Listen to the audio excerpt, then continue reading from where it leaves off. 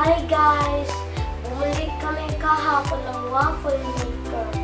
Ito siya. Hotdog! Ito yung loob niya. Ito. Ito siya.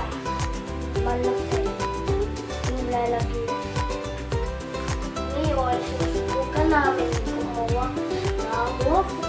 Kapag gawa ng waffle, yung kailangan natin ay hotdog, pancake mix, itlog, tubig, at cooking oil.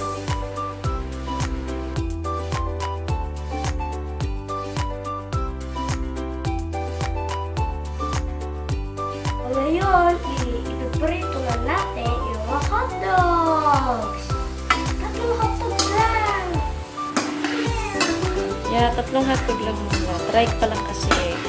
Trial. So, kailangan i-preheat muna yung appliance. So, ito yung light indicator niya. Mamaya mamamatay yan. And yan ang indication na mainit na. Once mainit na, saka tayo pwedeng maglagay ng ating mixture. Lalagyan natin yung mixture dito sa waffle maker.